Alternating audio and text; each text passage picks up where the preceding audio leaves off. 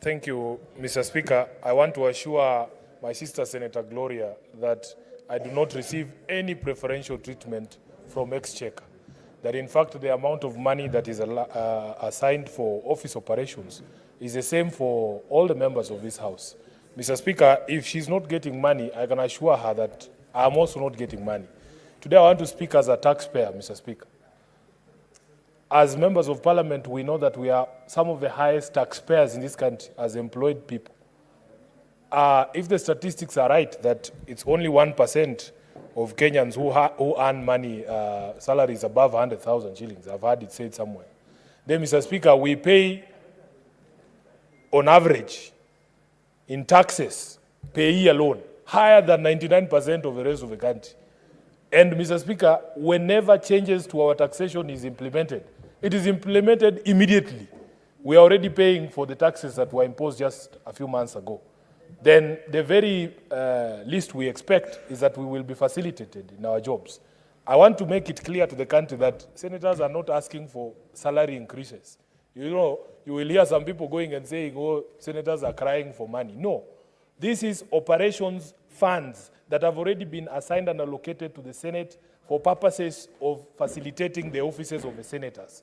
And for some reason, the person responsible for disbursing money at Exchequer, at the point at which money has come in and deciding which department gets money and which one doesn't, or which one is not a priority, that person never prioritizes the Senate.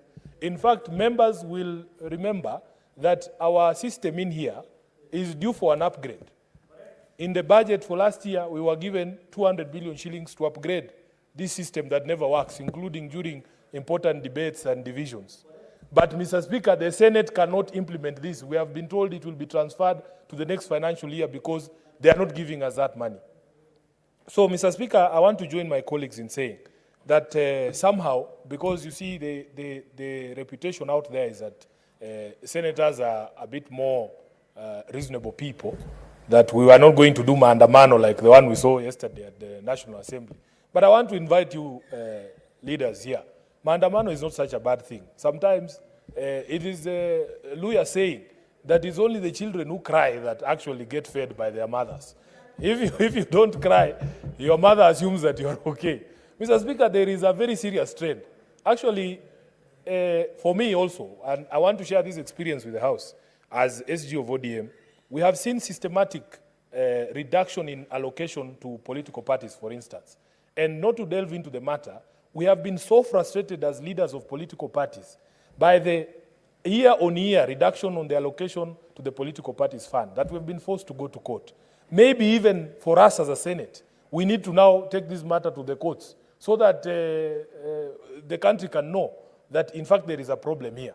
I don't know how much success we will have there because I'm also aware that the judiciary is also crying about their resources that have been allocated in the budget not being released to them. But somehow, one arm of government is not complaining. And that is why when Senator Osotsi was saying the executive does not refer to a political party. It refers to an arm of government. Somehow, Mr. Speaker, the members of the executive are living large. Just today, I saw a cabinet secretary wearing 4 million shillings watch on his wrist. I was like, Mr. Speaker, how is it possible in this economy? So, Mr. Speaker, I want to say this, that if indeed the Exchequer is going to be fair in releasing monies to the three arms of government, we need transparency in that office, not in my office, Senator Gloria.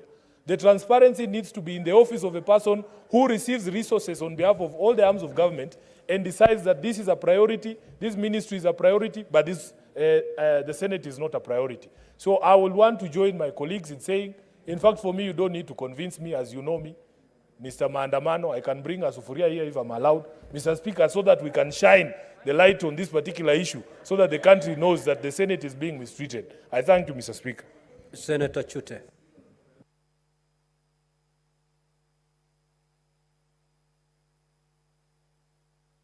Asante sana.